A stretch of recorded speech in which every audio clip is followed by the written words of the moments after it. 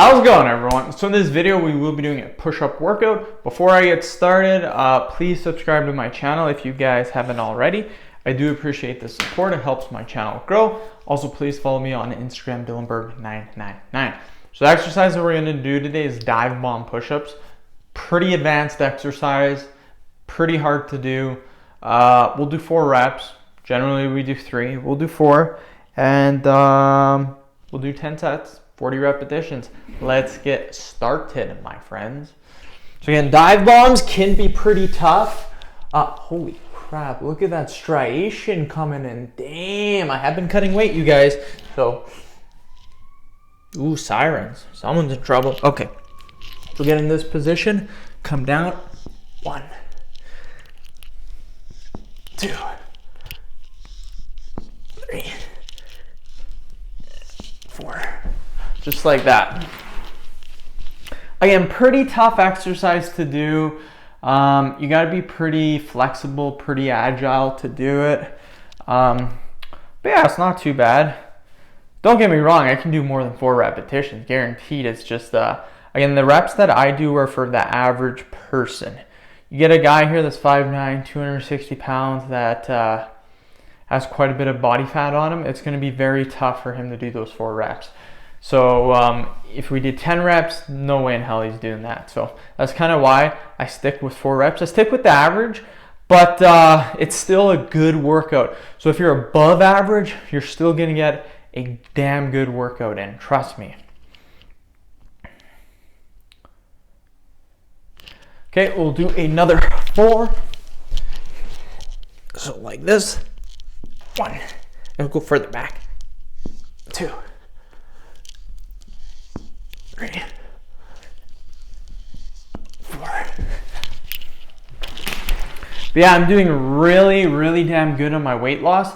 Today I tied my low weigh-in today, so I weighed 185.4. 2-3 days ago, that was my low weigh-in, 185.4. So even though I didn't break it, tying it and getting a lot of weigh-ins that are around that number, that's what you want. Every week you want to be less and less, but you kind of want to average it out. Like you just don't want to have one reading and then it goes up by 5 pounds. It's good if all your readings are pretty similar. That's really good. Last week, all my readings were like 188, 187. And now this week, all of them are 186, 185. So that's progression right there. I'm hoping next week, all of my weigh-ins are 183 and 184. And then you just keep going like that, you guys. It's really a 1, 2, 3, 4. It's just progress, and I've been killing it with my diet. I've been eating yummy foods and still cutting weight. Tonight, me and the wife, we like to have takeout once a week, and we like to mix it up a little bit. Just for some fun. It is good to cook your own meals, I agree, but having takeout once a week really isn't that bad. It's kind of like a little treat for us. And the thing is, she pays one time, I pay the next. So really, I'm paying for takeout once every 2 weeks, which isn't too bad in my opinion. And some weeks we won't even have takeout. So tonight we're having takeout, deciding either between Wendy's or McDonald's. I'm thinking maybe Wendy's. We had McDonald's a couple times already. So the thing is though, I would love a doner poutine right now.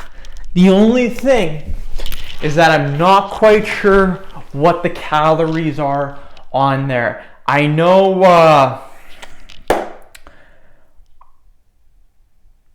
I'm at 700 calories right now, which is not that much at all. I can still afford about 1,600 calories.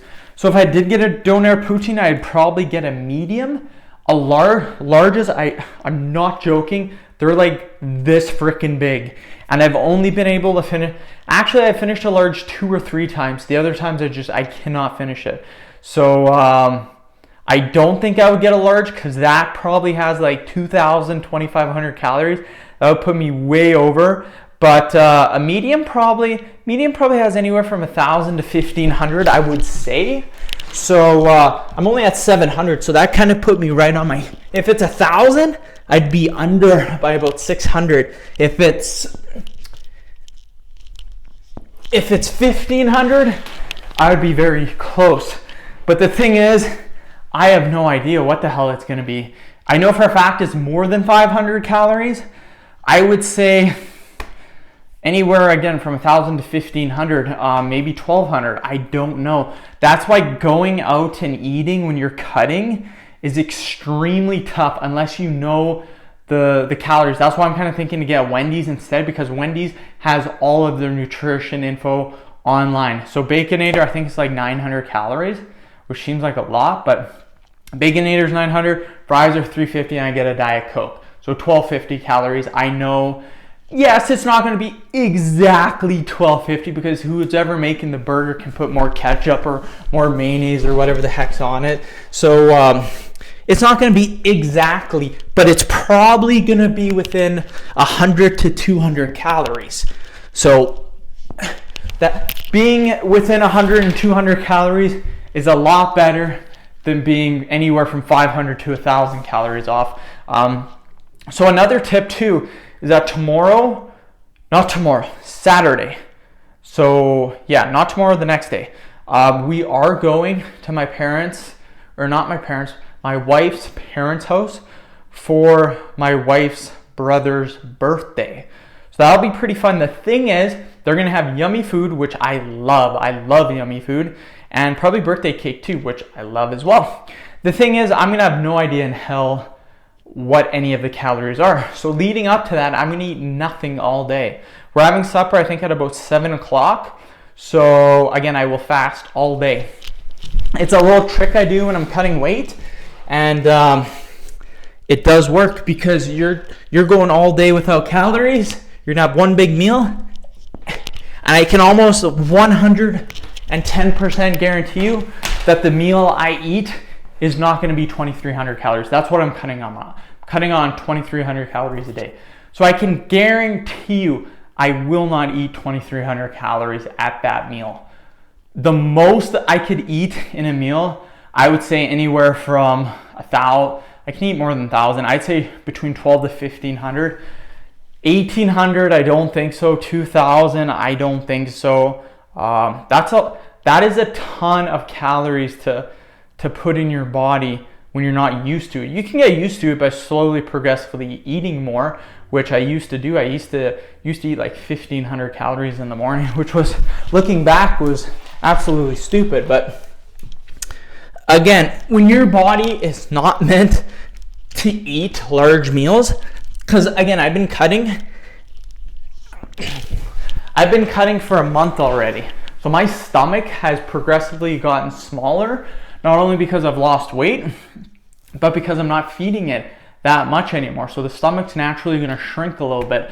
So that just means you will get full faster from meals. So again, whatever I have at this supper on Saturday, probably I'll say 1,500 calories, whatever, but that's all I'm going to eat for the day. So that's it.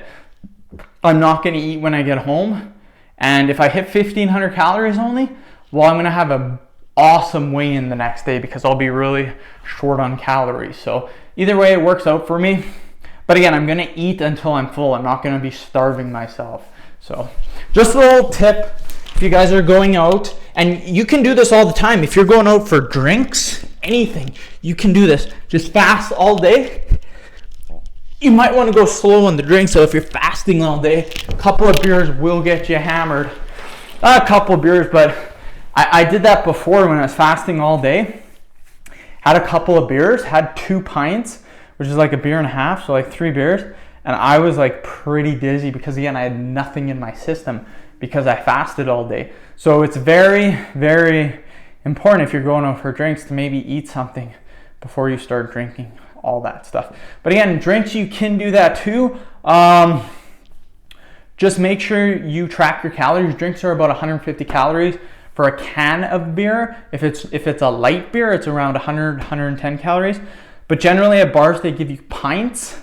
So a pint could be like 220 calories, but whatever. End of video. Thank you so much for watching. Please subscribe to my channel if you haven't already. Please like the video, share it. Please follow me on Instagram, Dylanberg999. Thanks.